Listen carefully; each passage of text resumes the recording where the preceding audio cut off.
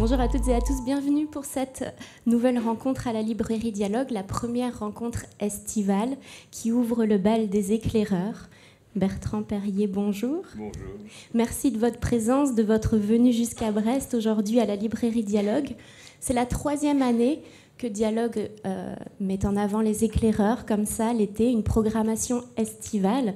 Et nous sommes ravis, Bertrand Perrier, que ce soit vous qui l'inauguriez. Donc, quelques éléments peut-être pour vous présenter. Vous êtes avocat au Conseil d'État et à la Cour de cassation. Vous enseignez également l'art oratoire à Sciences Po et HEC. Vous êtes l'un des formateurs qui participent au programme Eloquentia, un concours d'éloquence créé par Stéphane de Freitas et qui désigne chaque année le meilleur orateur de Seine-Saint-Denis. Et nous avons découvert dans À voix haute, le documentaire justement réalisé par Stéphane de Freitas, nous vous avons découvert dans ce documentaire qui retrace 6 semaines de préparation à ce concours jusqu'aux performances éblouissantes du jour J. De cette expérience que vous avez de l'oralité, vous avez tiré un livre, une forme de manuel pour nous aider à prendre la parole et à comprendre en quoi cela est essentiel. Dans La parole est un sport de combat, vous nous apprenez à maîtriser notre parole et par ricochet, vous nous offrez la possibilité d'un dialogue avec le monde qui nous entoure. Donc en première question, Bertrand Perrier, peut-être pourrions-nous commencer par un travail de définition. Qu'est-ce que l'éloquence ? Alors, qu'est-ce que l'éloquence ? C'est forcément à la fois complexe et simple. Si on veut simplifier, on en revient à Cicéron, puisque rien n'a été inventé depuis son époque. C'est plaire, émouvoir et convaincre par la parole. Après, il y a évidemment des questions de terminologie qui se posent.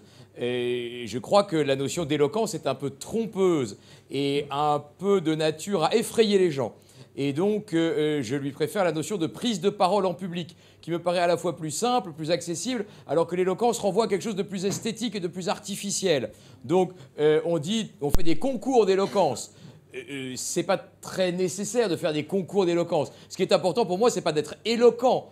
Éloquence, c'est formidable, c'est une qualité que l'on peut avoir par surcroît. Mais ce qui m'intéresse, moi, dans la formation que je donne, c'est pas d'en faire des beaux parleurs, c'est juste d'en faire des parleurs sincères et vrais. Et ça s'appelle la prise de parole en public. Donc je ne voudrais pas qu'au bénéfice d'une valorisation de l'éloquence comme un art et comme une parole jolie et éventuellement un peu artificielle ou un peu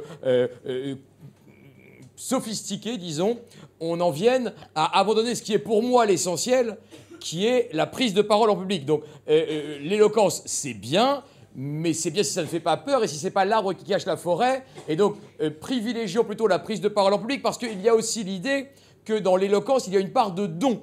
L'éloquence, c'est un art, et comme dans tous les arts, il y a une part de don, et tout le monde n'est pas éloquent. Et pour dire très clairement les choses, tout le monde n'a pas vocation à l'être, comme je n'ai pas vocation à être peintre, compositeur ou coureur de marathon. Donc il y a dans toutes ces disciplines une part de don irréductible, et donc tout le monde, je dis ça, c'est un peu rude, mais tout le monde n'a pas vocation à être un orateur. En revanche, tout le monde a vocation à prendre la parole en public. Et le livre, et d'une façon générale l'enseignement que je donne, n'est pas un enseignement d'éloquence, et encore moins d'art oratoire. C'est simplement un enseignement de prise de parole en public, parce que l'éloquence n'est pas non plus une discipline nécessaire. On n'a pas tous les jours à être éloquent, sauf si on veut être maire, avocat, comédien ou que sais-je. En revanche, ce que nous avons tous à faire dans notre vie quotidienne, c'est prendre la parole en public. Et ça, c'est absolument nécessaire. Et ça tombe bien parce que ça, c'est accessible à tous. Parce que ça, c'est du travail. Il y a une part de don, mais elle est moins importante. Donc, j'insiste beaucoup, puisque vous m'invitez à venir sur le terrain des définitions,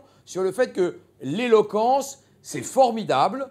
C'est un art qui peut éblouir, qui peut séduire, mais l'important n'est pas là. L'important est dans la capacité à prendre simplement la parole en public.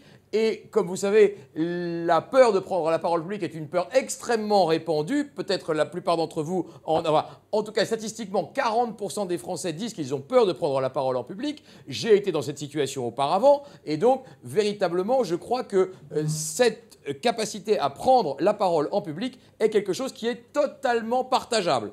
Alors que l'éloquence, c'est quelque chose qui relève plus d'une sorte de don, de prédisposition, et donc ça fait plus peur que la prise de parole en public qui relève plus d'un fait matériel, simplement prendre la parole devant un public. Alors vous l'expliquiez dans votre avant-propos, et vous l'écrivez, longtemps je n'ai pas pris la parole, longtemps je me suis méfiée de l'oralité, et un peu plus loin vous écrivez, j'ai compris à quel point la parole, si elle est utilisée à bon escient, est une arme exceptionnelle, une force redoutable qu'il ne faut jamais sous-estimer. Comment et quand a eu lieu cette prise de conscience? Pourriez-vous nous raconter votre réconciliation avec la parole? Bon, la réconciliation, elle est assez simple. Effectivement, quand je suis enfant, mais comme la plupart des enfants, hein, alors il y a des enfants effectivement qui montent sur les tables et qui font rire les autres. C'était pas mon cas. Et donc j'étais plutôt le dernier qu'on choisit dans l'équipe de foot, et c'était pas seulement physique. Donc il y avait quelque chose avec la parole qui relevait de l'interdit, et puis il y a des contraintes sociales, parentales, professorales, la parole est jugée, bon voilà. Donc j'étais pas un orateur né. Je dis pas que je le suis devenu, hein, mais en tout cas, c'est pas quelque chose qui était naturel chez moi de s'exposer au regard des autres. Parce que quand on est enfant aussi, dans la parole, il y a quelque chose de physique, et il y a quelque chose qui relève de la confiance en soi et de l'estime de soi, et donc de l'acceptation du regard de l'autre sur soi, qui n'est pas quelque chose d'absolument évident, et qui, en tout cas, ne l'était pas pour moi. Après, la réconciliation, j'allais dire, elle est presque forcée, puisque j'ai choisi le métier d'avocat, qui est un peu paradoxal en effet, mais qui est un métier qui a une forte composante d'oralité. Je dis tout de suite que la plupart des avocats ne plaident pas. La plupart des avocats ont une activité centrée sur l'écrit, centrée sur le conseil, ils écrivent des contrats, des conclusions, et ils n'ont pas d'activité plaidante. Mais il se trouve que moi je voulais faire ça de façon tout à fait non plaidante, et ça me plaisait très bien de faire le métier d'avocat de façon non plaidante, et je regardais d'ailleurs les plaideurs un peu comme des charlatans, et je me disais que tout ça n'était pas très sérieux, et puis petit à petit je me suis dit c'est quand même dommage de ne pas aller au bout de cette logique judiciaire, et donc j'ai commencé, et c'est pour ça que j'ai quand même avec l'éloquence un rapport un peu d'affection, parce que j'ai participé pour sauter le pas à des concours d'éloquence. Parce que vous avez vu que ça fleurit maintenant absolument partout. Il y en a même à la télévision, enfin c'est formidable. Il y en a dans tous les lycées, il y en a dans les collèges, il y en a même au Rotary, enfin il y en a absolument partout. Et c'est formidable. Mais le barreau, par nature, était le terrain d'élection des concours d'éloquence. Les avocats, qui ont une profession donc liée à la parole, font des concours d'éloquence depuis 200 ans. Et donc, j'ai passé des concours d'éloquence. C'est formidable les concours d'éloquence, ça ne sert à rien. Et c'est ça qui est formidable, c'est que ça ne sert à rien. Et donc la parole est totalement dépourvue d'enjeux, elle est dépourvue de prise sur le réel. Enfin, moi j'ai eu des sujets ridicules. Quand on vous demande faut-il réconcilier les œufs brouillés, on s'en fiche complètement. Ça n'a aucun intérêt de savoir si oui ou non, la face du monde ne va pas être changée parce qu'on aura répondu oui ou non à la vie des vaches est-elle enviable. Autre sujet qui tombe de temps en temps dans les concours d'éloquence. Donc, les concours d'éloquence ne servent à rien, et c'est pour ça qu'ils sont formidables. C'est précisément parce que ça ne sert à rien, c'est un entraînement pour le jour où ça servira vraiment à quelque chose de parler. Et donc, j'ai passé, en effet, plein de concours d'éloquence. Je les ai énormément ratés, beaucoup. Et puis, au bout d'un moment, par lassitude, ils me l'ont donné. Parce qu'ils ne voulaient plus me revoir. Et la façon la plus sûre, évidemment, c'était que je gagne. Et donc, j'en ai gagné. Mais voilà, donc le moment de la réconciliation, c'est j'ai 30 ans, grosso. Je suis au début de ma vie d'avocat et je passe des concours d'éloquence parce que je considère que c'est une bonne façon de se réconcilier avec l'oralité qui va être nécessairement une composante de mon métier. Et il y a quelques années, vous allez enseigner d'abord à Sciences Po et à HEC, puis à Paris 8, donc en Seine-Saint-Denis, je le disais tout à l'heure, en lien avec la formation au concours Eloquentia. Donc enseigner l'art oratoire, ou la prise de parole, comme vous dites, quel sens cela a pour vous et comment abordez-vous cet enseignement ?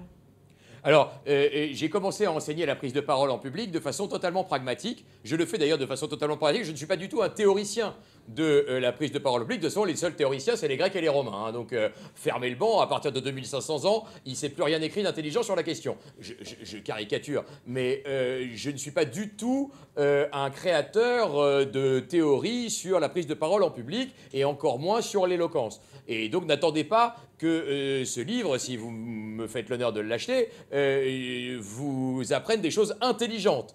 Il vous apprendra peut-être des choses pratiques, mais il ne révolutionne pas la théorie de l'éloquence.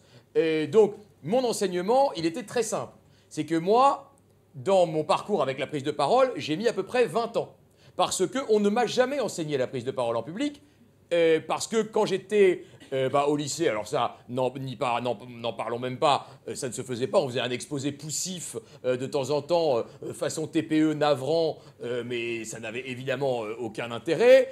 On passait un oral au bac, mais qui n'était pas un oral, puisque de toute façon, on récitait quelque chose qu'on avait écrit avant. Donc, c'est pas un oral, ça c'est une récitation ou une lecture ou une déclamation de quelque chose qu'on a écrit. Donc, ça n'a rien à voir avec... C'est l'oralisation, l'écrit, mais c'est pas un oral. Donc, il n'y avait pas ça du tout. À la fac, pas du tout. De toute façon, on est beaucoup trop nombreux pour qu'il y ait un enseignement de la prise de parole en public, donc ça n'existait pas. Le premier enseignement de la prise de parole en public que j'ai reçu, c'était à l'école d'avocat, où là, on se disait quand même... faut quand même pas exagérer, mais de façon assez paradoxale d'ailleurs, cet enseignement de la prise de parole en public pour les avocats, pour les élèves avocats, était donné par des comédiens. C'est-à-dire que les avocats se considéraient même indignes de transmettre à leurs futurs confrères ce qui constitue quand même le cœur de notre métier. Donc il y avait un paradoxe qui faisait qu'on confiait à des comédiens en manque de cachet. Et d'ailleurs, je vous indique que parmi ces comédiens en manque de cachet qui enseignaient la prise de parole en public à des jeunes avocats, disons à la fin des années 90 pour ne pas être trop vulgaire, il y avait un certain Franck Dubosc. Et donc finalement, le garçon a fait son chemin depuis. Bref, toujours est-il qu'en effet, les premiers cours de prise de parole en public que j'ai eus, c'était à l'école d'avocat. Et puis par la suite, c'était en écoutant les plaideurs, parce que c'est ça qui est formidable aussi, c'est l'école de l'audience. C'est d'aller écouter les grands. Et donc, je suis toujours surpris de voir que les étudiants en droit font des études de droit, mais ne vont jamais dans les tribunaux pour voir comment on plaide. C'est fascinant. Ça se fait d'abord par la pratique, d'abord de regarder les gens. Et donc par l'exemple. Je crois beaucoup à la force de l'exemple et de l'admiration, et aller voir aussi plaider les mauvais. Donc tout est inspirant, ceux que vous aimez et ceux que vous n'aimez pas, ceux qui sont bons et ceux qui ne sont pas bons. Mais donc voilà la fréquentation de l'audience, et puis les concours d'éloquence, mais je n'ai jamais reçu un enseignement, qu'il soit théorique ou pratique, de la prise de parole en public. Et donc, je m'étais dit, mais en fait, j'ai mis 20 ans à ce que ça rentre à peu près dans ma caboche. Et donc, si je peux, en 6 mois, condenser ce que moi, j'ai mis 20 ans à comprendre et à transmettre, c'est peut-être pas inintéressant. Et donc, l'idée, c'était justement d'essayer de bâtir un enseignement sur une vingtaine d'heures, avec un truc théorique et pratique, qui permettent aux gamins de ne pas perdre les 20 ans que moi j'ai perdu dans cette familiarisation avec la prise de parole en public, parce que, à mon époque, et c'est en train de se corriger, on y reviendra peut-être, l'oralité était évidemment le parent pauvre des études, jusqu'aux études de droit. Et pourquoi est-ce essentiel, selon vous, d'apprendre à parler à voix haute, justement ? C'est essentiel. Parce que nous vivons dans un monde de la communication orale. Alors, je sais que les jeunes, maintenant, s'envoient des images, s'envoient des messages, s'envoient toutes sortes de choses. Ce qui fait vivre la relation sociale, ce qui fait vivre la société, ce fameux vivre ensemble, c'est d'abord le dialogue et la conversation. Je vous rappelle, puisqu'on est dans une librairie qui s'appelle Dialogue, c'est formidable d'ailleurs, d'avoir dit quelque chose qui est de l'oralité pour vendre des livres. C'est quand même bien dans le rapport entre l'écrit et l'oral qu'il y a quelque chose de fécond. C'est-à-dire que l'écrit ne vous suffit pas, puisque vous avez inviter des gens pour vous parler. C'est quand même extraordinaire. Vous avez appelé ça dialogue, vous n'avez pas appelé ça lecture. Et donc, il y a dans le dialogue l'idée d'une relation interpersonnelle par les mots dits. Et d'ailleurs, on retrouve cette idée dans la notion de conversation. Étymologiquement, le mot conversation ne veut pas dire parler ensemble, il veut dire vivre ensemble. Et donc, je crois que c'est absolument essentiel, à la fois d'un point de vue individuel et d'un point de vue collectif. D'un point de vue individuel, on aura nécessairement besoin de parler un jour, que ce soit pour avoir un entretien de stage, un entretien d'embauche, que ce soit pour avoir une augmentation, que ce soit pour animer une réunion, que ce soit pour convaincre d'un projet associatif, pour convaincre un banquier, un assureur, etc. Et puis, à l'échelle plus macro, dans la société, on a terriblement besoin de se parler, parce que sinon on se bat, et que j'ai dit 1000 fois que débattre était le contraire de se battre, et que donc, évidemment, si on voulait un peu moins de violence, il fallait un peu plus de mots, et que souvent, les coups viennent au moment où les mots manquent. Et donc, je crois qu'il est très important, à la fois dans la formation individuelle et le parcours de chacun, et au niveau de la société, de se parler, et donc de savoir se parler, et donc de savoir parler. Donc voilà, mais j'ai bien conscience que je vide l'océan avec une petite cuillère, hein, mais je préfère avoir ma petite cuillère plutôt que rien du tout. Donc voilà pourquoi je le fais. Et avez-vous vous-même appris des choses en enseignant justement la prise de parole, notamment à Paris 8 par exemple? Ah bah, j'ai évidemment appris quelque chose. Le principe de l'enseignant, c'est qu'il apprend sa matière en l'enseignant. Donc j'ai appris évidemment beaucoup en enseignant la prise de parole en public. Moi, j'étais arrivé enseignant de la prise de parole publique, c'est-à-dire enseignant quelque chose que je n'avais pas appris ou que j'avais appris sur le tas, et j'avais appris donc les règles des concours d'éloquence que l'on fait entre avocats, mais qui sont une façon de prise de parole extrêmement particulière. C'est-à-dire que c'est vraiment le concours d'éloquence avec une parole extrêmement léchée, extrêmement travaillée, extrêmement élaborée, qu'on a eu 15 jours pour préparer, qu'on a choisi chaque mot, chaque phrase, chaque tournure, chaque image, et donc vraiment c'est une parole extrêmement, je dirais, luxueuse. Et donc quand je suis arrivé notamment à Paris 8, je me suis dit, ben voilà, moi je sais faire ça, on m'a appris par le concours à faire ça, et donc ben, je vais leur apprendre ça. Et ça a tenu 3 minutes. Et donc ça les intéressait pas du tout. Et donc ça m'a complètement transformé, même dans mon approche de la prise de parole en public, vers quelque chose de plus spontané, et de plus improvisé, de plus personnel. Parce que moi, je me suis dit, mais c'est très bien, je vais mettre mes mots dans leur bouche, et ça va marcher. Ben non, ça marche pas du tout, mais pas une seconde. Donc, en fait, ça s'est passé tout à fait autrement. C'est-à-dire qu'en réalité, j'ai mis en musique leurs mots. C'est-à-dire leurs mots, c'est-à-dire leurs pensées, ce qu'ils avaient au fond d'eux-mêmes. Parce que vous savez très bien que parler, c'est une sorte de double mouvement. C'est d'abord aller trouver en soi le message que l'on veut véhiculer, qu'est-ce que tu veux dire, et puis ensuite l'exprimer vers les autres. Et donc, dans ce double mouvement-là, j'essaye simplement de jouer le rôle de catalyseur. Et donc, et après, je mets en forme pour que ce soit plus clair, plus convaincant, mieux articulé, mieux structuré. Mais en réalité, ça a complètement bouleversé ma conception de la parole, cet enseignement, et notamment cet enseignement de la Seine-Saint-Denis, puisque aujourd'hui, je ne concevrais pas de repasser le concours d'éloquence que j'ai passé, qui me paraît lunaire.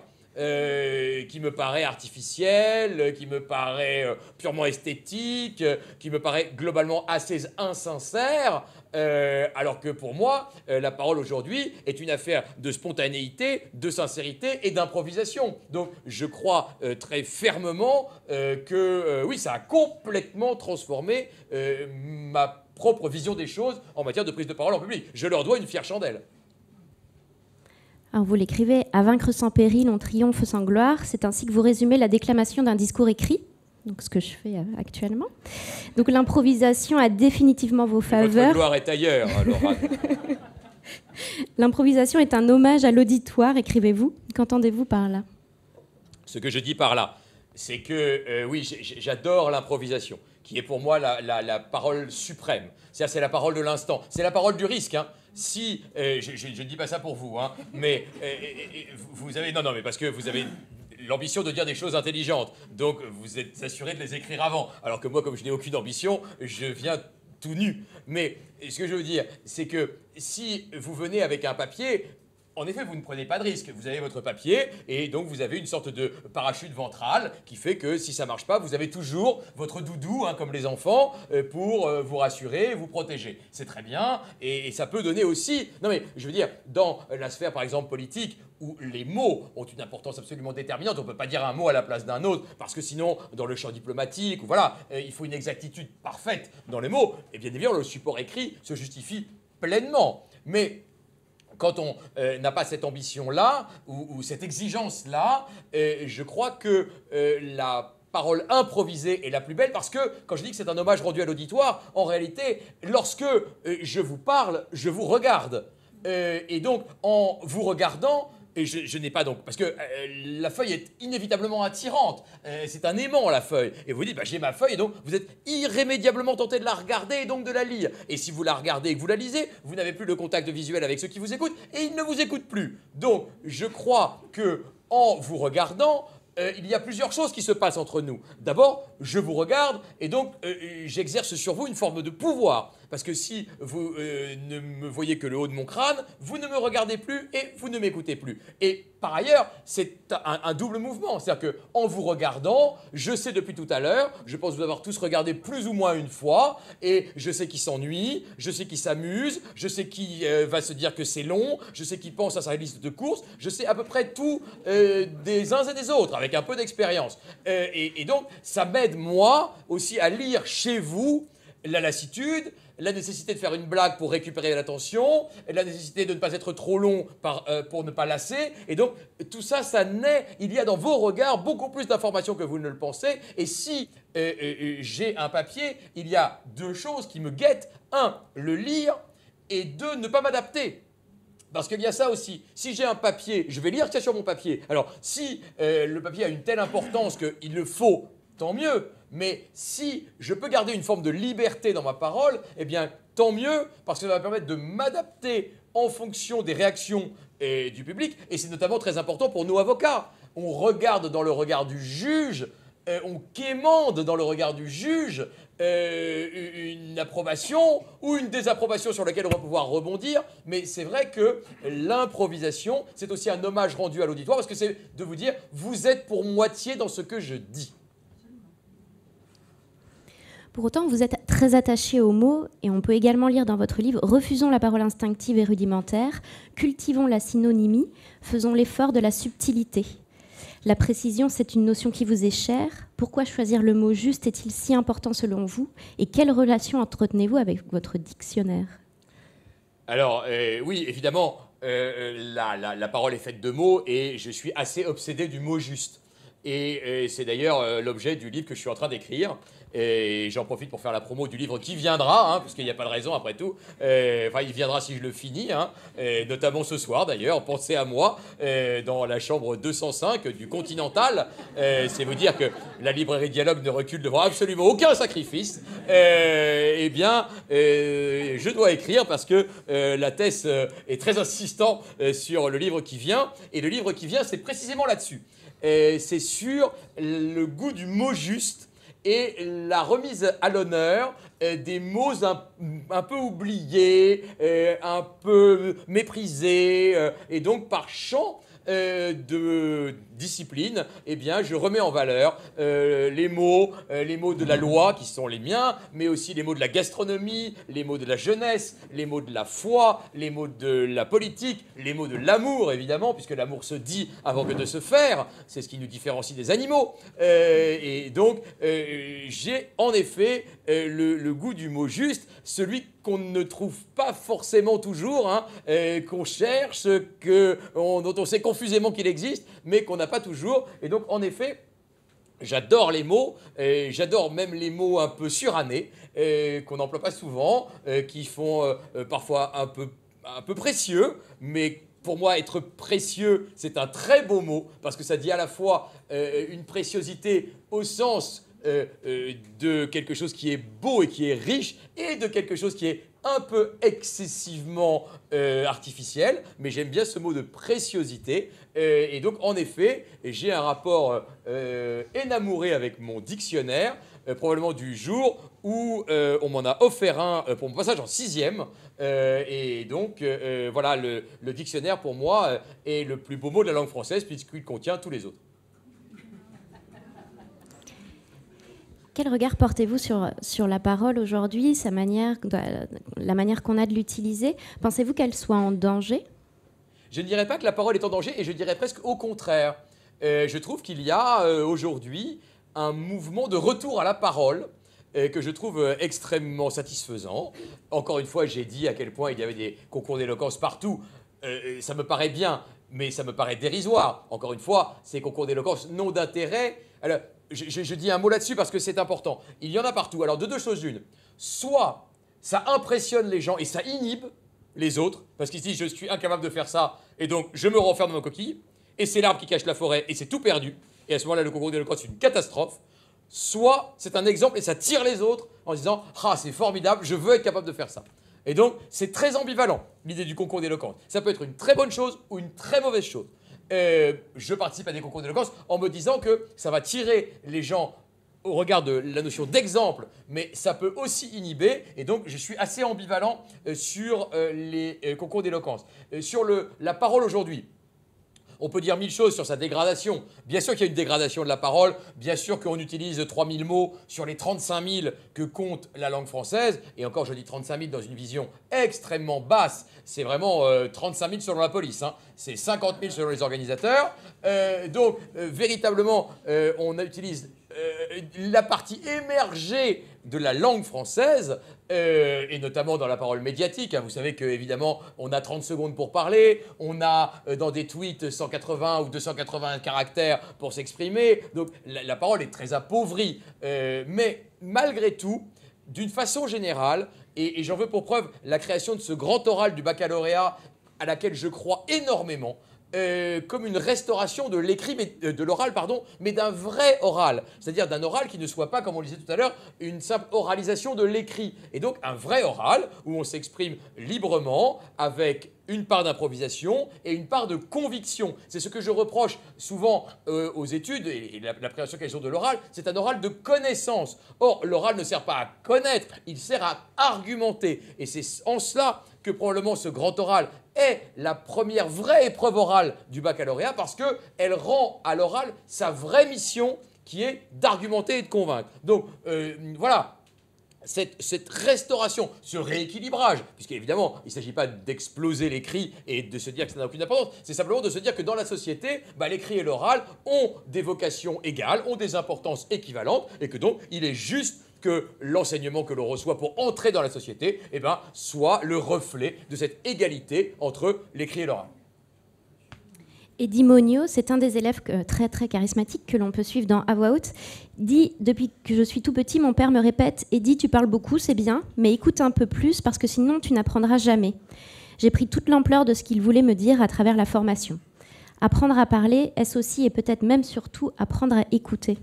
Oui, alors, Eddie, que j'adore par-dessus tout, a un père qui est encore plus génialissime, qui est pour moi le personnage clé d'À voix haute. Je ne sais pas si certains d'entre vous ont vu ce documentaire, mais pour moi, le personnage clé n'est pas Eddie, n'est pas l'un des profs, c'est le père d'Eddie, qui est le personnage le plus génial, qui est une espèce de vieux 68ard, qui est bouffé par le cancer, il lui reste 2 mois à vivre, le mec est complètement au bout du rouleau, mais il est exceptionnel, il est solaire, comme son fils d'ailleurs, et c'est un personnage magnifique. Et à propos du dictionnaire, justement, il dit, parce que son fils lui dit, alors toi, t'aimes bien les mots, comment est-ce que tu es arrivé à bien aimer les mots? Et il dit, moi je fais des mots croisés. Alors évidemment, bon, on fait des mots croisés, mais si c'est juste pour faire les mots croisés, ça n'a aucun intérêt. Mais il dit, les mots croisés sont pour moi un prétexte pour lire le dictionnaire. Et il a ce truc absolument magnifique, qui est le plus beau mot pour moi du documentaire, où il dit, si je cherche un mot, parfois j'en caresse d'autres.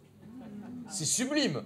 J'ai cette relation charnelle, tactile avec les mots, mais c'est absolument magnifique. Et donc, Eddie dit aussi, par ailleurs, qu'effectivement, il est venu pour apprendre à parler et il est parti en ayant appris à écouter. Et pourquoi? Mais parce qu'en réalité, la parole de chacun se nourrit de l'écoute des autres. À Eloquentia, on fait des cours collectifs et c'est absolument magnifique de voir comment au fur et à mesure des 6 semaines de formation, en réalité pas 6 semaines mais 6 journées, puisque dans la semaine ils ont leur cours habituel et ils viennent pour la formation le samedi avec nous, mais ils arrivent à lâcher toutes les barrières, toutes les inhibitions, à s'exposer au regard d'autrui, parce que parler, évidemment, c'est dire ce qu'on a à dire, mais c'est parler, c'est dire qui l'on est, c'est dire sa personnalité. Avant de dire ce qu'on a à dire, avant de dire un message, c'est se dire. Et d'ailleurs, en français, on dit « je m'exprime », comme on dirait d'un fruit qui donne son jus. Donc, c'est d'abord une façon de s'exposer au regard des autres, et donc d'écouter les autres, et on tient beaucoup au jeu d'écoute, dans la formation d'Eloquentia, dans l'idée que c'est d'abord en regardant les autres, en regardant les difficultés qu'ils ont, en regardant les progrès qu'ils font, que l'on progresse soi-même. Donc bien sûr que l'écoute est absolument déterminante dans l'enseignement de la prise de parole en public et dans les jeux que l'on fait dans la formation. Il y a évidemment des jeux qui sont basés autant sur la création d'une parole que sur l'écoute de celle des autres. Alors prendre la parole, vous le disiez, c'est exister. Il y a 1000 situations au cours desquelles on est amené à s'exprimer. On ne fait pas tous les jours, vous l'aviez également dit, un concours d'éloquence. Donc dans La parole est un sport de combat, vous nous offrez des outils pour un entretien d'embauche, un discours politique, une déclaration d'amour. Parler, est-ce autant adapter sa langue, son ton, son intention et son corps? Alors, vous avez dit plusieurs choses. Vous avez dit le corps. Le corps, c'est très important parce que la parole, avant d'être un exercice intellectuel, c'est aussi un exercice physique. Et vous savez bien qu'un orateur, c'est pour ça que j'avais hésité à me mettre debout, mais un orateur, ça se voit avant de s'entendre et avant de se comprendre. Et donc, on sait très bien que, et c'est la question du regard que nous avons abordé tout à l'heure, un orateur, c'est d'abord un langage du corps. Et donc, on a tous des tics de langage et on a tous aussi des tics de gestes. Hein, et donc, vous voyez que le mien, c'est de faire ça. Bon, c'est ainsi, qu'est-ce que vous voulez, il va falloir vous y faire, et on est probablement à mi-chemin. Donc, je dis ça pour vous rassurer, et vous aussi d'ailleurs. Donc, effectivement, c'est aussi un exercice physique. C'est d'ailleurs de là que vient le titre « La parole est un sport de combat », puisque c'est une phrase que je dis dans le film à un moment où j'essaie de leur faire prendre conscience du fait que leur corps parle tout autant que leur bouche. Et que donc dans leur regard, dans leurs gestes, dans leur posture, il y a aussi un message. Donc, évidemment, il y a la question du corps, mais quand vous dites s'adapter à chaque situation, bah oui, bien sûr, parce que, je vous disais, l'auditeur est pour moitié dans le message. Et donc, je dois m'adapter, je ne fais pas une déclaration d'amour comme je fais une demande d'augmentation. Enfin, je voudrais que mes employés me le fassent, mais il se trouve qu'ils ne le font pas. Et donc, j'en suis réduit à donner de l'argent plutôt que de l'amour, ce qui me vexe. Mais donc, tout ça pour dire que, évidemment, il y a une tonalité qui est un hommage à l'autre. Et cette faculté d'adaptation, cette malléabilité dans la parole est quelque chose d'absolument essentiel. Il y a bien sûr une parole ou plusieurs paroles, mais des paroles adaptées à chaque situation de la vie. Et encore une fois, ce qui est frappant, me semble-t-il, c'est que les moments importants de la vie sont tous des moments qui passent par la parole. Que ce soit l'embauche, que ce soit les examens, que ce soit l'amour, que ce soit le mariage, même si on ne dit que oui, dans le meilleur des cas, mais que ce soit une déclaration de candidature, que ce soit un grand discours fondateur, une conférence de presse, que ce soit un départ à la retraite, tous les grands moments de la vie sont ponctués par des prises de parole. Et donc, je crois que véritablement, la parole, c'est la scansion de la vie. J'aime bien cette formule, je la réutiliserai. Non, mais c'est vrai, vous la retrouverez dans le prochain, tiens. Donc, profitons de votre présence ici, Bertrand Perrier. Si vous deviez... Profitez dans la mesure de la loi. Hein. Évidemment. Si vous deviez nous enseigner quelques rudiments pour la prise de parole en public, quels seraient-ils vos principaux conseils? Et c'est très difficile de faire ça abstraitement. Aussi, je voudrais une mise en situation. Je voudrais un cobaye. Non, mais si je vous dis des conseils, ça n'a aucun intérêt, ça va être très abstrait. Je vais vous dire des conseils d'une banalité affligeante sur l'ancrage au sol et toutes choses banales. Et si vous voulez en revanche jouer avec moi, ça va être beaucoup plus rigolo, vous allez voir. Est-ce que quelqu'un veut jouer avec moi? Non, je ne mange pas les enfants, hein. Mais venez, venez, monsieur. Alors... Venez, venez, oui, venez. Là, ils ont très très peur. Laurent, elle a les jetons, lui, il n'enregistre plus. Enfin, c'est la catastrophe. Hein. Venez. Formidable. Venez me voir. Allez. Bonsoir. Quel est votre prénom? Eric. Eric, c'est parfait. Alors, Eric, est-ce que vous pourriez... est-ce que vous avez une idée qui vous tient vraiment à cœur? Vous voudriez convaincre les gens de quelque chose qui est important pour vous. C'est pas très compliqué comme mise en situation. Est-ce qu'il y a quelque chose vraiment, sans être un militant, mais une idée que vous voudriez faire partager aux autres? Une idée que j'aimerais faire partager aux autres. Hein. Une idée qui peut être une idée dérisoire, importante, mondiale, cosmique. Voilà, vous allez loin. Non, mais une idée. C'est bien une idée à laquelle vous êtes attaché. La première idée à laquelle je serais attaché, c'est la tolérance. Eh bien alors, dites-nous pourquoi pour vous, Eric, la tolérance, c'est quelque chose d'important. J'estime qu'à l'heure actuelle... Oui. Eric, pardon, hein. Vous êtes levé, vous avez pris tous les risques. Je débute. Non, mais il n'y a aucun problème. Alors on va déjà dire 2-3 petites choses sur le corps. Hein? Donc, oui. Alors là, Eric, Eric, il est dans la position coup franc. Hein? Donc, il préserve l'essentiel. C'est pas très intéressant comme posture. Parce que vous êtes très contraint si vous êtes comme ça. D'accord? De la même façon, tout à l'heure, vous étiez comme ça. Ça peut, mais c'est pas non plus très agréable parce que vous êtes bloqué en fait. Vous vous limitez vous-même dans vos mouvements. Donc, mon sentiment, c'est que les bons gestes sont des gestes qui vont partir de là, vers l'avant, et puis ensuite de là pour regarder tout le monde. Okay? Au-delà, vous n'avez pas grand-chose à faire. Vous allez bien visser vos pieds dans le sol. Là, vous êtes bien. Honnêtement, vous êtes pas mal. Vous allez bien sortir votre buste et redresser les épaules. Et puis, vous allez leur parler en vous adressant à eux comme ça. D'accord? Avec des gestes plutôt vers l'avant. Parce que si vous faites ça, c'est un peu militaire. C'est un peu bloqué. Vous êtes militaire. Et, évidemment, avec un peu d'expérience, on finit par démasquer les gens. Bon.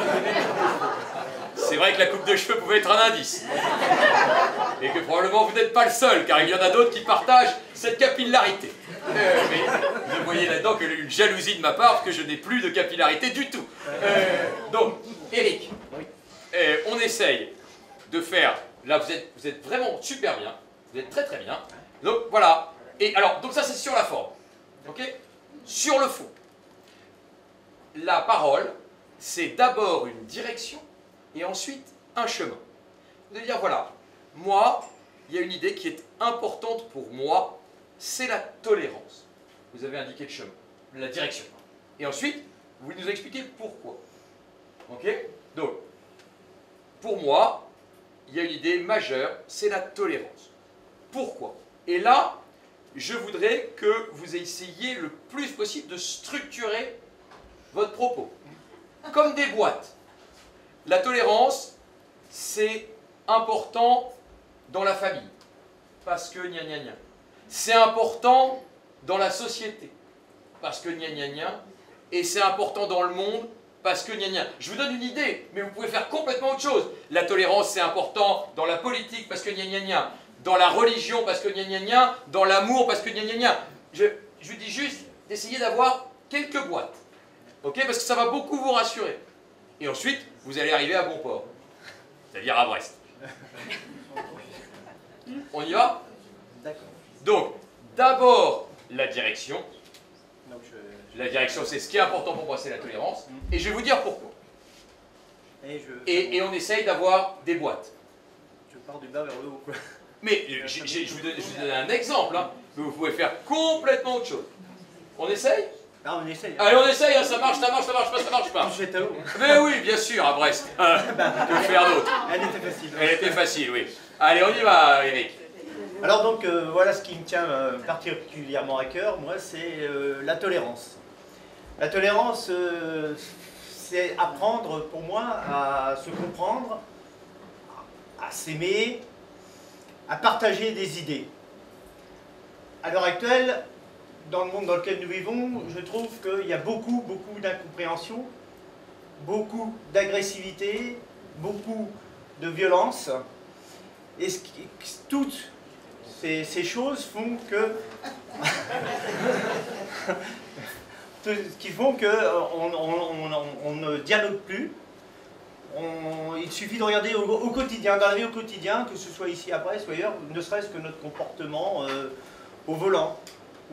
Toute cette agressivité, pour un oui, pour un non, on en vient à injurier. Ok, c'est bien, faut avancer. On en vient à... Non, c'est très bien, mais ça va vite être chiant. Donc faut avancer. Non, ce qui est très bien, je vous coupe. Non mais je lui dis ça. Non mais on sent bien que ça va patauger là. On le sent venir le moment où ça patauge. Donc, ok. Donc, alors, c'est très bien. On va faire un truc. Oui. On va faire un truc. On va refaire le plan. Oui, donc, d'accord. c'est super. Alors, ce qui est super, je dis un truc que je vous avais pas dit et que vous avez fait instinctivement. C'est l'enchaînement idée-exemple, qui est la base absolue de la prise de parole en public. Donc, vous avez dit, voilà, aujourd'hui, la tolérance est une valeur oubliée. Par exemple, quand on est en voiture, eh bien, pour un oui ou pour un non, on s'énerve et on s'agace, et donc on voit bien que les rapports sociaux sont très tendus. Ça, c'est super, parce que si vous avez juste « aujourd'hui, la tolérance est une valeur qui est oubliée », on se dit « oui, peut-être, enfin, on ne sait pas trop ». Et dès que vous donnez un contenu concret, c'est formidable, vous se dites « ah bah oui, il a raison ». Et ça, c'est extraordinaire, c'est ce qu'on appelle le storytelling. Et le storytelling, c'est raconter une histoire qui illustre la thèse que vous soutenez, et donc ça lui donne un contenu concret, c'est ce qu'on appelle l'induction, hein, c'est-à-dire que je déduis une idée générale d'une histoire particulière. Ok, donc ça c'est top. Donc, on va essayer de restructurer le truc. Vous n'allez pas repartir du début, hein. Non. Non, mais c'est bien, hein, non, mais vous êtes assez doués.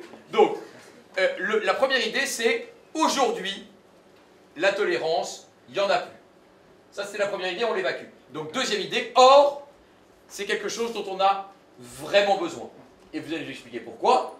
Et enfin, vous allez nous dire pourquoi vous, Eric, vous mettez en valeur dans votre vie la tolérance comme un principe cardinal. Ok? D'accord. On essaye. Donc, On essaye. donc, 1, on l'a pas. 2, c'est nécessaire. Et voilà pourquoi moi, Eric, je milite pour ça. On essaye. Donc le 1, on l'a. On fait ça en 2 minutes. Et ben on fait ça dans le temps que vous voulez, hein. Moi ça va. Hein.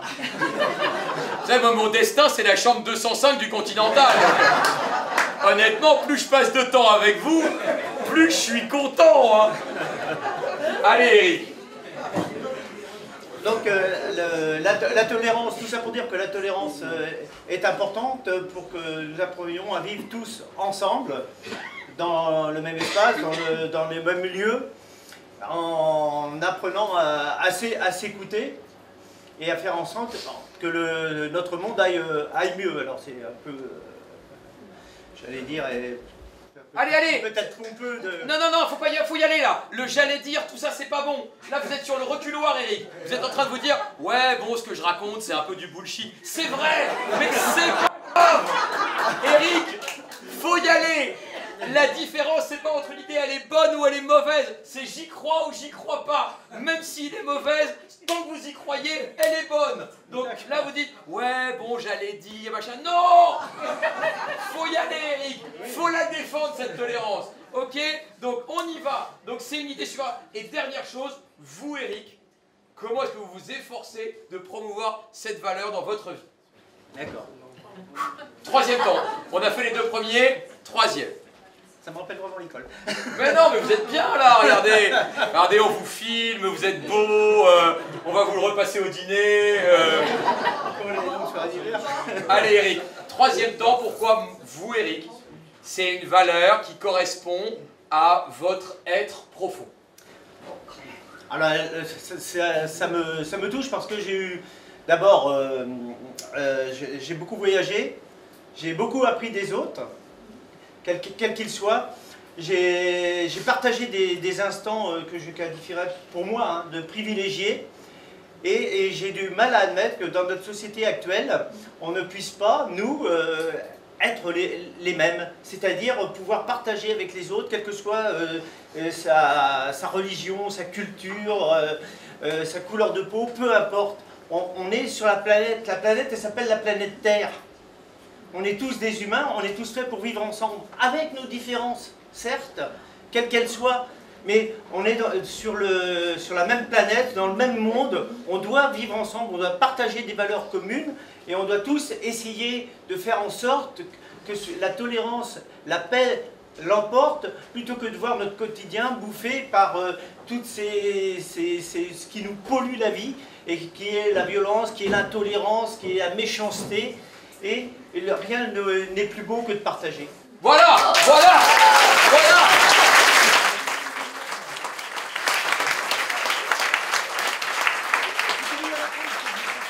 ben voilà. Bravo Eric, c'est super. Ah vous voyez comme quoi, hein, Formidable et exceptionnel. Dès qu'on a quelque chose à dire, ben voilà, et qu'on a un peu de sincérité, c'est vraiment à la portée de tout le monde. Voilà. Qu'est-ce que vous vouliez savoir encore, Laurent?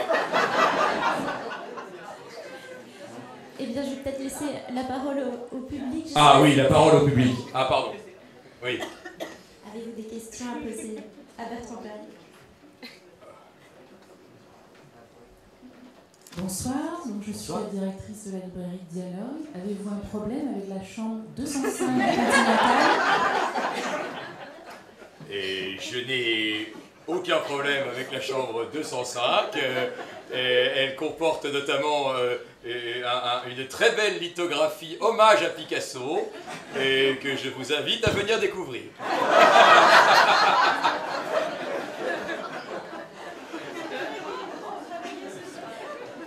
Non, mais pour dire les choses, j'ai beaucoup de plaisir à venir vous voir. Hein. Je sais pas, voilà, et c'est très important aussi de rencontrer les gens qui vous lisent ou qui ne vous lisent pas. Voilà, vous avez une très belle librairie. Et j'ai vu vraiment, c'est très très impressionnant. Donc voilà, ça fait partie des librairies que les éditeurs considèrent comme totalement incontournables. Et donc il y en a une demi-douzaine sur le territoire français et vous en êtes. Donc bravo de faire vivre aussi ces rencontres. C'est pas absolument évident, c'est beaucoup de travail de rassembler des gens, de faire de la promotion, de faire vivre par des rencontres avec les auteurs les livres. Parce que encore une fois, les livres c'est bien, mais la chair qui va avec, c'est-à-dire la rencontre avec les auteurs, c'est bien aussi.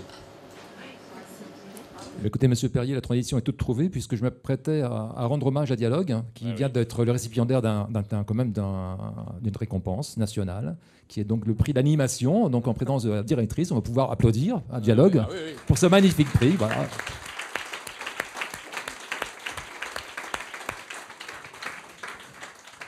Tout plein de questions. Alors il faut en donner une. Alors ça, c'est vraiment le dilemme.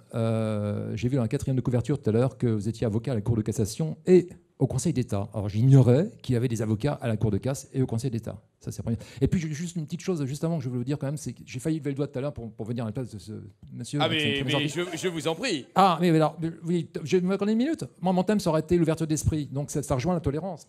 Oui, mais on peut faire d'autres jeux. J'en ai plein. Oui, non, c'est moi qui fixe tes règles. Ok, d'accord. Non mais dans le bouquin, il y a plein de jeux.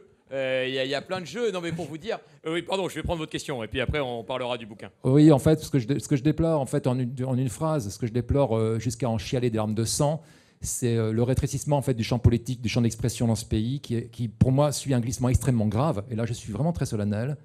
Et ça se passe pas seulement depuis 2 ans, 3 ans, mais principalement ça s'accélère aujourd'hui. Mais je dis c'est un long processus qui a pris racine, je pense, il y a une 50aine d'années aujourd'hui, ce qui a déclenché un certain mouvement social et qui a été réprimé, comme vous le savez. Donc la liberté d'expression, c'est aussi très important, et l'ouverture d'esprit et le fait de pouvoir dire, tout à l'heure vous disiez fort justement, je pense que c'est quelque chose qu'on enseigne dans toute l'école d'avocats, c'est que les coups remplacent les mots. Lorsqu'on n'a plus les mots, on a les coups qui supplantent les mots. Et je pense qu'il est de la toute première urgence aujourd'hui de donner la parole à des gens qui ne l'ont pas. 0 ouvrier à l'Assemblée nationale, 0 employé. Voilà, on parle des femmes, mais on voudrait des femmes ouvrières, on voudrait des femmes employées EES, puisqu'il faut bien EES aujourd'hui. Voilà. Donc on revient à la question, avocat à la Cour de casse, ça consiste en quoi, avocat à la Cour de cassation et au Conseil d'État, parce que franchement, là, voilà, oui. Merci. Alors, je partage évidemment ce que vous avez dit sur la nécessité de redonner la parole de façon... plus large. Il est d'ailleurs assez amusant et symptomatique que les Gilets jaunes auxquels vous faisiez allusion se soient rassemblés pour se parler et créer des espaces de dialogue un peu autonomes sur les ronds-points et qu'en réponse, on ait organisé un grand débat national. On n'a pas fait une commission Théodule que l'on aurait chargée de pondre un projet et ça a donné lieu d'ailleurs à des performances oratoires dont on pense ce que l'on veut, mais qui techniquement étaient quand même assez hors du commun. Et donc là encore, il y a eu une forme de restauration d'un dialogue citoyen. Les avocats au Conseil d'État et à la Cour de cassation, ça n'intéresse personne, donc je vais le dire très rapidement. Non, mais voilà, si vous voulez le devenir, vous êtes absolument le bienvenu. Ce sont des avocats. Enfin, vous savez que le Conseil d'État et la Cour de cassation sont en France les juridictions du dernier recours. Le Conseil d'État pour les juridictions dites administratives, c'est grosso modo les litiges qui impliquent l'État ou les collectivités locales ou publiques d'une façon générale, et puis la Cour de cassation pour les litiges strictement privés ou commerciaux ou droit du travail. Et donc il y a les appels, et puis après le dernier recours se fait devant le Conseil d'État et la Cour de cassation. Et donc il existe un ordre particulier d'avocats qui ont une qualification particulière parce qu'on a passé des examens supplémentaires qui nous permettent donc d'obéir aux règles particulières du débat devant le Conseil d'État et la Cour de cassation, qui obéit à un formalisme et à une exigence juridique tout à fait particulière. Et donc, nous sommes formés à cela. Et donc, ça nous permet d'aider le Conseil d'État et la Cour de cassation à mieux fonctionner, parce qu'on peut leur poser les bonnes questions pour qu'ils puissent apporter les bonnes réponses sans perdre de temps avec des choses qui ne relèvent pas de leur contrôle. Donc voilà, nous sommes 125 dans la France entière à plaider devant ces deux juridictions. Merci beaucoup. Je ne suis pas français, ça fait seulement 2 ans que je parle la langue française. J'espère que c'est déjà pas mal. Ma question, mais bien sûr, d'où venez-vous? Je suis iranienne. Très bien. Vous avez mentionné de mouvements aux paroles. Quels sont-ils les indices de mouvements aux paroles? Comment vous vous êtes aperçu qu'il y a un mouvement aux paroles? En faveur de la prise de parole? Oui, vous avez mentionné que vous vous êtes aperçu dans la société qu'il y a mouvement aux paroles, c'est-à-dire, ce que j'ai bien compris, que les gens préfèrent parler plus que écrire ou écouter, oui. Je ne sais pas. Oui, merci beaucoup.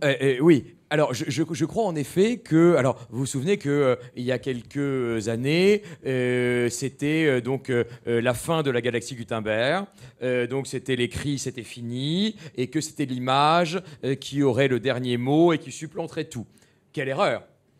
Puisque aujourd'hui, bien sûr, il y a l'image, mais il y a l'écrit aussi, qui passe par les livres, mais qui passe aussi par le mail, et qui passe aussi par les SMS, avec cette dégradation aussi de l'écrit, mais l'écrit est loin d'être mort, et la parole elle-même me paraît faire son grand retour.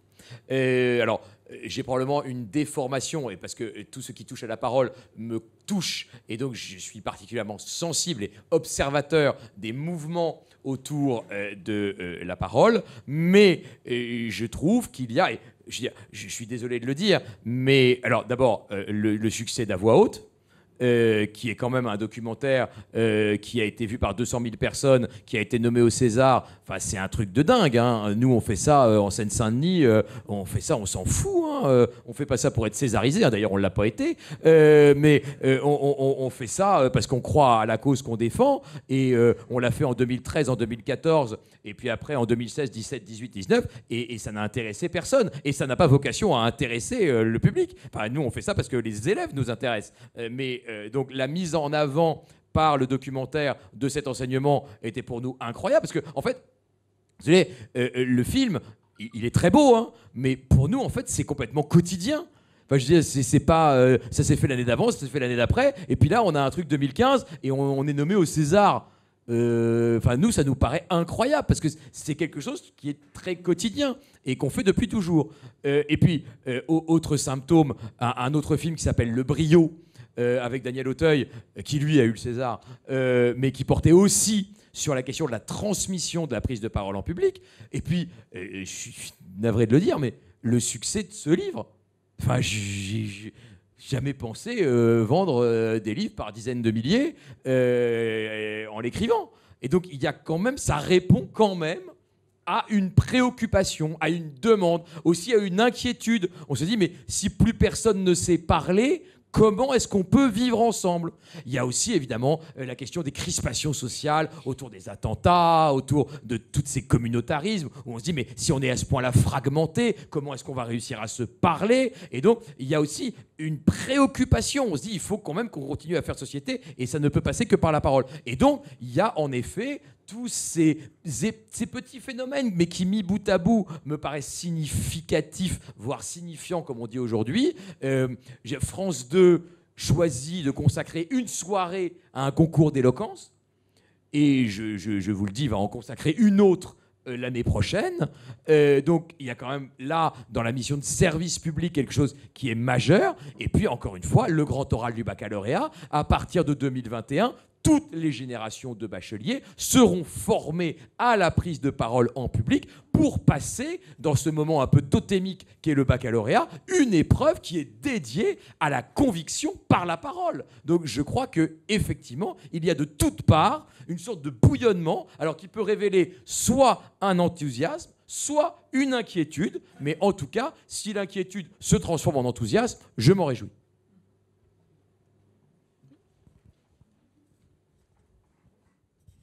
Maître, il y a une figure de prise de parole qui s'appelle en grec la parésia. C'est l'art du franc-parler, sans notes. Je crois que c'est exigé des avocats. Vous allez me le confirmer ou pas. Que pensez-vous de nos politiques qui très souvent parlent avec des notes? Ils ne sont pas crédibles. Alors, sur les avocats qui parlent sans notes ou pas sans notes, je vais vous faire une confidence. Dans les concours d'éloquence que j'avais passés et qui me paraissaient pour moi être l'alpha et l'oméga de la prise de parole en public, puisque je ne connaissais que cela, eh bien en réalité ce ne sont pas des concours de prise de parole en public, ce sont des concours de déclamation. C'est-à-dire que, encore une fois, on a un texte intégralement écrit que l'on délivre, un peu comme le ferait un comédien, sauf qu'on est l'auteur de son propre texte. Mais il y avait donc l'idée qu'on parlait nécessairement avec des notes. Et quand j'ai plaidé pour la première fois à la cour d'assises, comme on ne m'avait rien appris d'autre, eh bien j'ai intégralement écrit ce que j'avais à dire. Et je ne le ferai plus jamais. Et s'il y a des jurés dans la salle, je leur demande pardon. Parce que c'est insupportable. Enfin, on ne peut pas. Et donc, si vous allez dans des tribunaux, évidemment, aujourd'hui, il ne viendrait à l'idée de personne d'écrire intégralement des plaidoiries. Ce qui pose d'ailleurs la question sur laquelle on pourra revenir. Dans le goût de la parole, je l'oubliais, mais il y a aussi tous ces avocats qui deviennent comédiens et qui donc ont une notoriété extrêmement forte, ou à l'inverse, ces comédiens qui deviennent avocats. Je pense à Richard Berry, qui a fait une pièce à partir des grandes plaidoiries. Donc ça participe aussi du mouvement de restauration de l'oralité. Pour en revenir à la question de la politique, terrain glissant, mais je veux bien l'aborder. Mon sentiment est que, en effet, je l'ai dit tout à l'heure, la parole, elle n'a d'intérêt que si elle est l'expression d'une personnalité.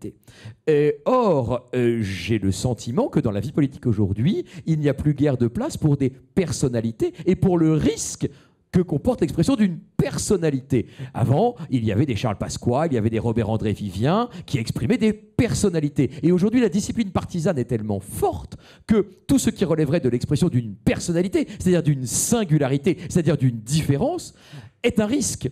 Et est nécessairement broyée, puisqu'il faut qu'aucune tête ne dépasse. Et que dès qu'il y a une tête qui dépasse, elle est intéressante. Christiane Taubira est intéressante, Jean-Luc Mélenchon est intéressant, François Ruffin est intéressant, mais ce sont tous là des têtes qui dépassent d'une discipline partisane qui est parfois un peu asséchante de la parole, parce qu'on arrive non plus à une parole, mais à ce qu'on appelle aujourd'hui des éléments de langage. C'est-à-dire qu'on n'est donc pas dans une parole politique, mais dans une communication politique. Et donc, communiquer, c'est précisément dire quelque chose qui vient d'ailleurs, et non pas dire quelque chose que l'on a créé soi-même, qui serait l'expression de sa pensée. En réalité, on est simplement le relais des éléments de langage que l'on a hérité d'ailleurs et que l'on doit transmettre comme une sorte de psittacisme dans les médias. Mais donc, à partir du moment où on refuse, en effet, le risque d'une différence, le risque d'une singularité, eh bien, en effet, on passe de la parole qui suppose l'engagement personnel, qui suppose l'expression de soi, à simplement une communication qui est simplement quelque chose d'un peu désincarné et que chacun peut véhiculer. À partir du moment où on vous distribue des éléments de langage dont vous êtes simplement les relais et les véhicules,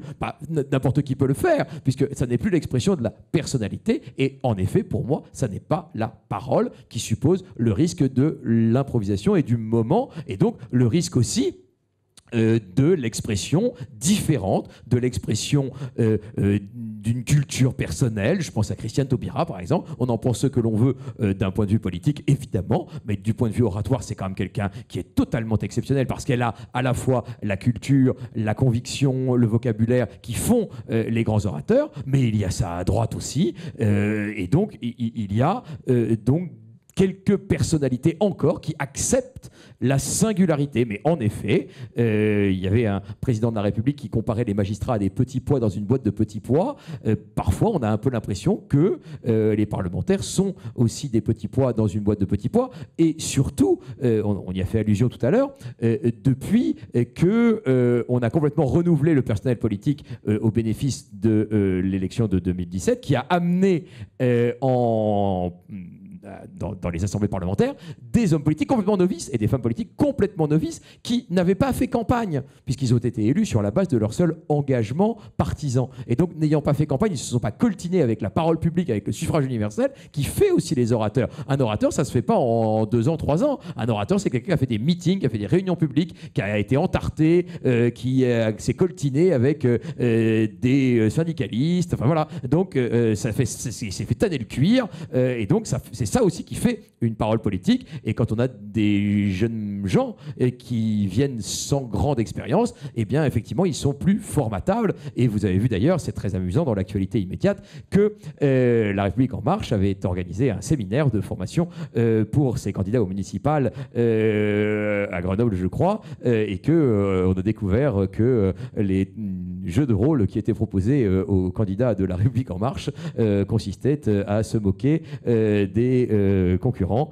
Martine Orange et autres Marine Fachotte, qui étaient donc mises en scène pour les jeux de rôle proposés à La République En Marche. Mais voilà, donc je crois en effet qu'il y a un alignement dans la parole politique qui provoque un peu son assèchement.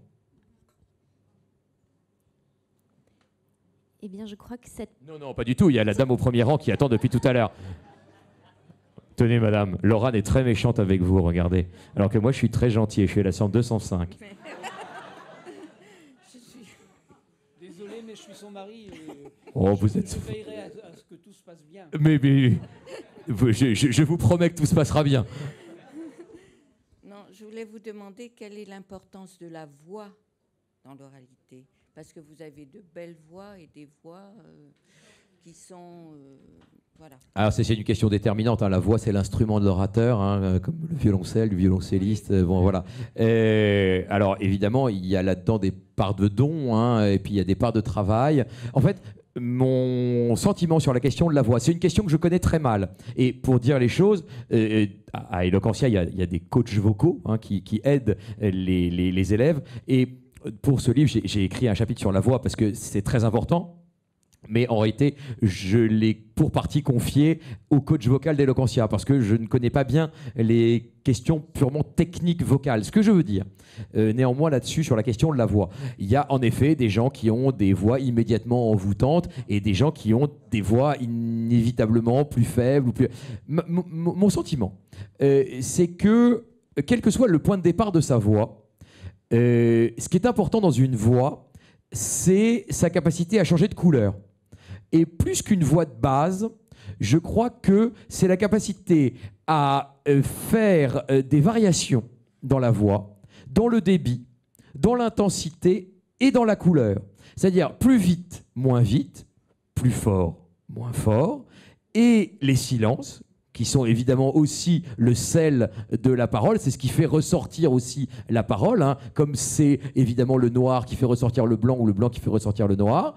Et aussi la parole multicolore, c'est-à-dire la parole qui joue sur plusieurs émotions, c'est-à-dire la parole qui raconte une histoire, qui se révolte, qui harangue, qui est poétique, qui est... Voilà, donc je crois que c'est plus que la voix, c'est les voix. C'est la capacité à varier le ton. On n'écouterait pas une symphonie sur une seule note et sur un seul rythme et sur une seule intensité pendant 10 minutes. Et bien de la même façon, un discours doit jouer pour être audible sur plusieurs registres. Et quelqu'un qui serait en permanence dans la harangue, c'est insupportable. Quelqu'un qui serait en permanence dans l'humour, c'est insupportable, parce que l'être humain est multicolore, et donc la parole doit l'être aussi.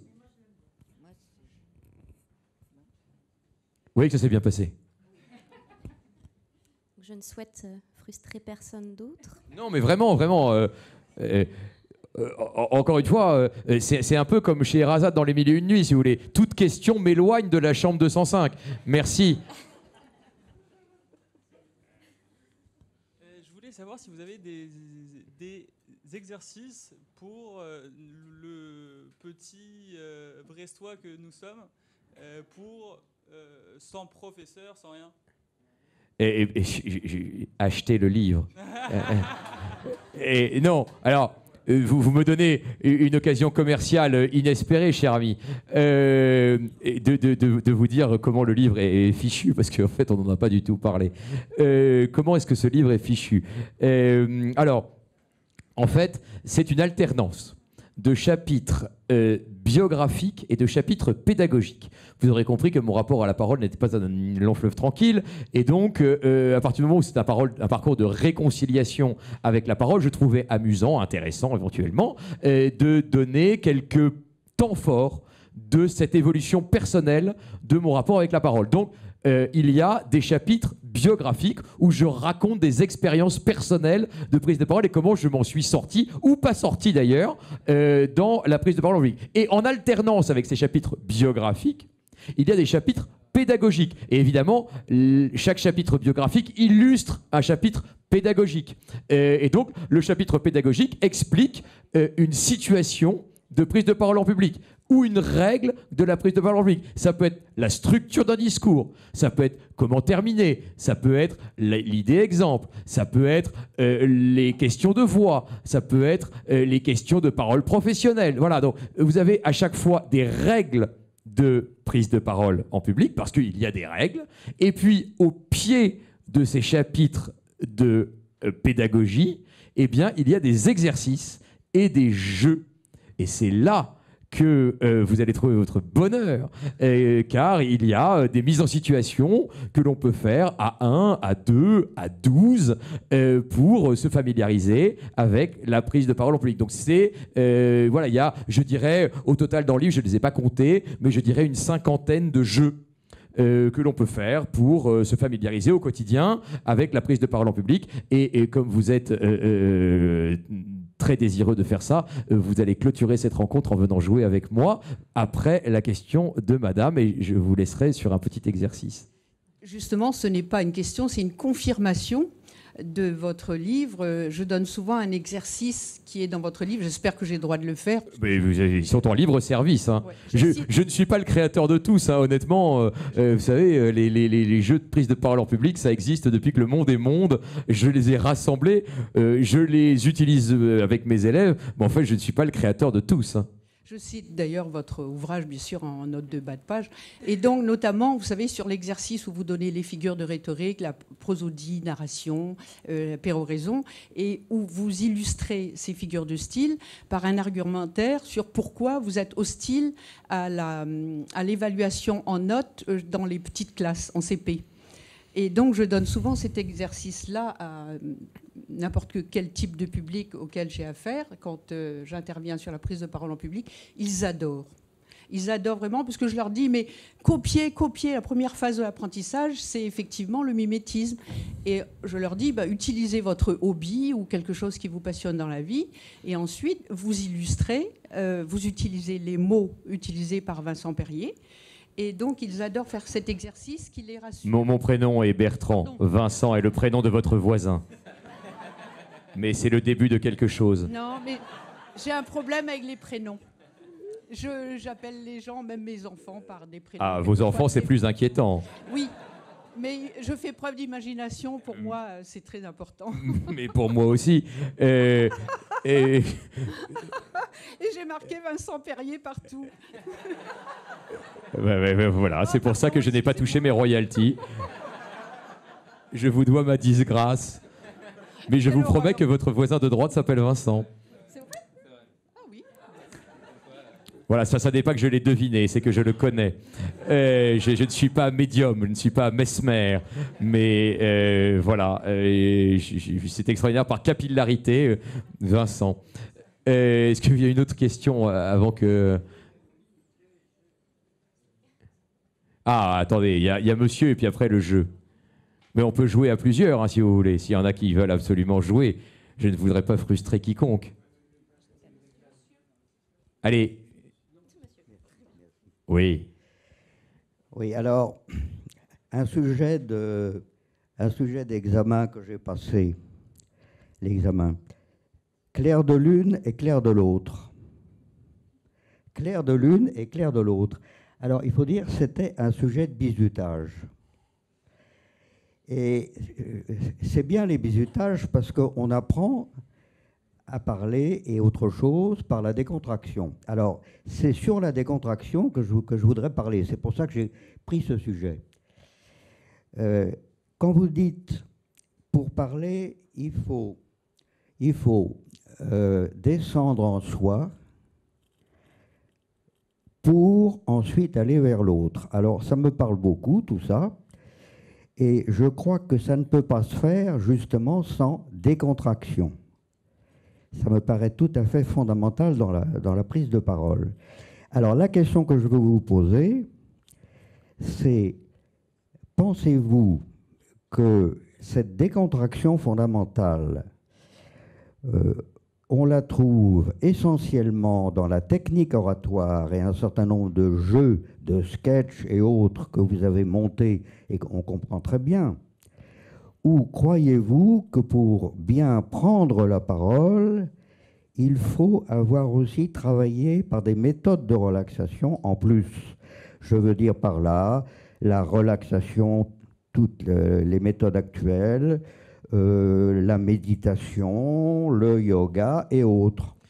Alors, c'est une question très importante. D'abord, je partage complètement le sentiment que la prise de parole est d'abord une affaire de confiance en soi et d'estime de soi. Il faut d'abord quand même avoir un certain culot pour penser que ce que l'on a à dire vaut d'être entendu par d'autres. C'est déjà la preuve d'un certain ego. Et donc, il faut avoir aussi un petit peu d'estime de soi pour prendre la parole en public. Un petit peu confiance en soi aussi. Et je dis, et c'est pour ça que vous allez faire cet exercice, cher ami, que je vous recommande de faire tous les jours. Parce que la parole, c'est tous les jours. J'ai le bonheur d'avoir un métier qui me permet de parler tous les jours, en étant payé pour le faire. Mais véritablement, la parole étant une affaire de confiance en soi, et la confiance en soi, elle vient en marchant, elle part en courant. Si vous ratez, ça peut vous miner pour des semaines et des mois. Et donc, c'est pour ça qu'il faut le faire tous les jours, tous les jours, tous les jours, et que les exercices que je propose sont vraiment de nature à faire comme un pianiste fait ses gammes. On peut être le plus immense virtuose. Si on ne fait pas ses gammes tous les jours, au bout de 3 jours, le pianiste le voit, au bout d'1 mois, le public le voit. Donc, vraiment, c'est un travail absolument quotidien et qui peut aller, en effet, avec les questions de respiration, de yoga, d'imagerie mentale, que j'utilise assez peu parce que j'y ai pas été vraiment formé, mais je pense qu'effectivement ça peut être un apport très considérable de détente, et je fais parfois un peu de visualisation, mais voilà, j'aborde pas ces questions dans le livre pour tout dire, parce que je ne les maîtrise pas bien, mais je crois effectivement très important que la détente corporelle soit nécessaire à la libération neuronale. Donc je partage tout à fait ça. Allez, venez. Venez. Qu'est-ce que ce très très gros bouquin là que vous avez en vous? C'est très inquiétant. Les Ah, très bien. Alors, quel est votre prénom? Olivier. Olivier, vous allez être médecin? J'espère. C'est merveilleux. Alors, vous allez nous dire pourquoi médecin, c'est le plus beau métier du monde. Est-ce que j'ai un micro ou je parle à cappella? Oh, ça dépend si vous voulez être immortalisé par notre ami. Non, alors je vous propose de le faire sans micro. Je vais vous dire pourquoi.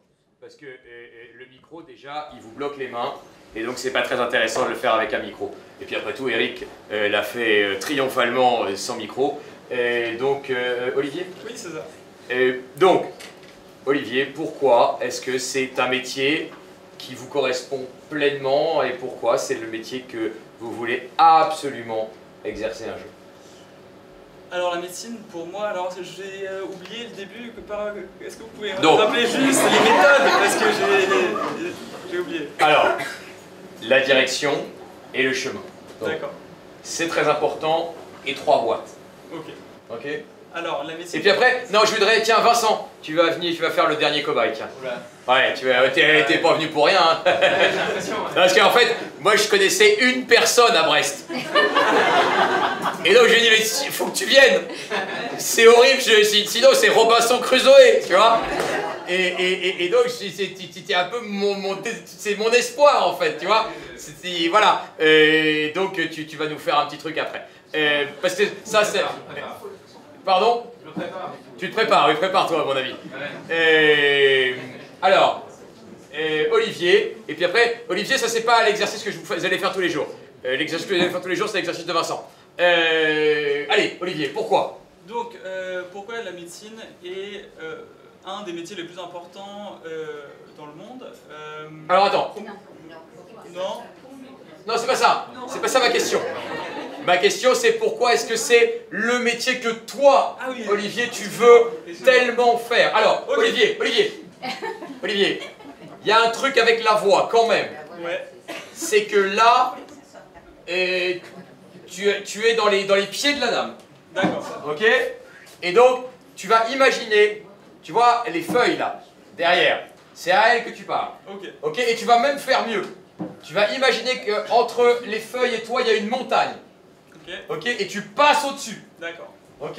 Allez, on y va, Olivier. Alors très bien, pour la première raison, c'est que mon père, ma mère, ma grand-mère et mon grand-père sont médecins. Donc alors attends. Olivier. Ami du déterminisme, bonjour. Olivier. Il y a un truc, je rajoute une consigne. Dans les boîtes, c'est très important en termes d'argumentation. Est-ce que tu peux, s'il te plaît, qualifier tes boîtes? Alors pour la première raison, c'est la famille. Donc voilà, donc il y a une raison héréditaire. Dagadagadagadag. Ensuite, il y a une raison financière. Je ne sais pas. Dagadagadag. Tu vois, est-ce que tu peux mettre une étiquette sur tes boîtes? Donc la première est faite. La deuxième, c'est parce que j'aime bien aider les autres et je trouve que dans la vie, il faut avoir un but et mon but professionnel, c'est de soigner les autres en plus de me réaliser en dehors du travail. Et c'est un moyen de la réalisation, c'est le travail, une partie de ma vie. Ok, troisième raison? Troisième raison, c'est parce que il faut travailler et donc j'aurais bien fait un prof de philosophie et je me suis dit que si je parlais et je faisais que juste ça, je pourrais me dire que je ne servais à rien alors que la médecine permet au moins de sauver un temps de vie. Donc j'ai choisi ça. Ok, très bien.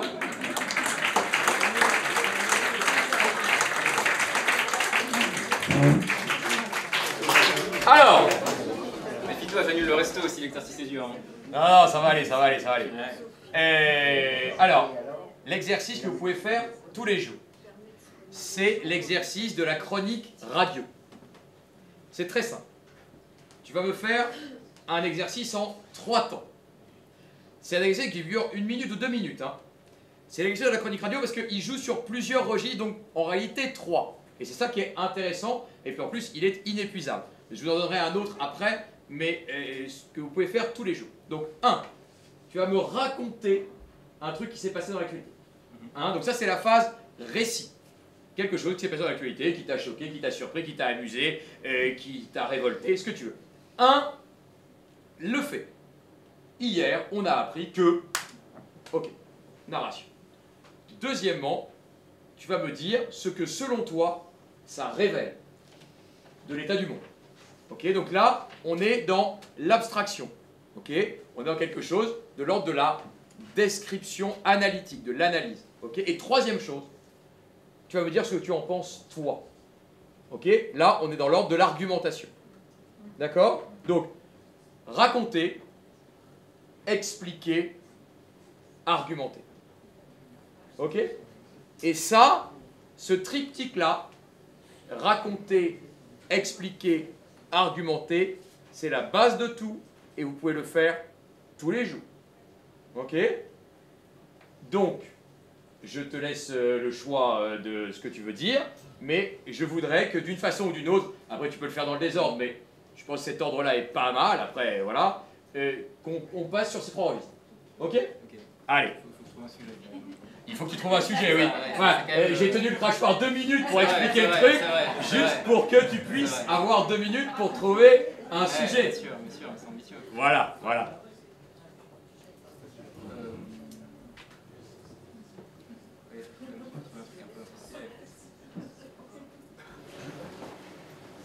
Est-ce que quelqu'un veut pas donner un sujet? Comme ça, je le fais plutôt un exercice. La Coupe du Monde de foot des nanas. Ah non. Non, madame Univet. Les copies du bac. Très bien, parfait. Très bien, les copies du bac. Bon, alors, on a appris hier que pour remettre les résultats du baccalauréat, on allait notamment se fonder sur les notes du contrôle continu.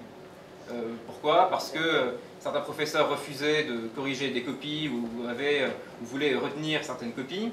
Et donc, le ministre, pour pallier ce problème et faire en sorte que tout le monde ait ses résultats le même jour, a décidé que certaines notes seraient attribuées en cohérence avec les notes obtenues au contrôle continu.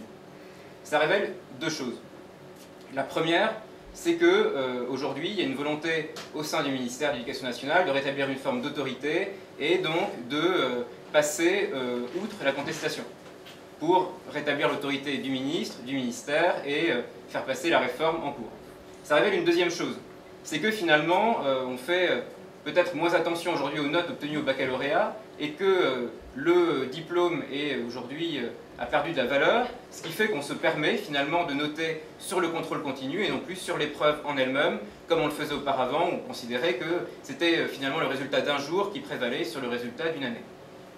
Alors ce que j'en pense, c'est que ça montre qu'une réforme du baccalauréat est sans doute nécessaire, parce qu'un diplôme qui n'a plus de valeur et qui permet finalement à 90% d'une classe d'âge de passer en licence et ensuite d'échouer aux 2/3 à la fin de la première année de licence, eh bien c'est un système qui ne marche pas.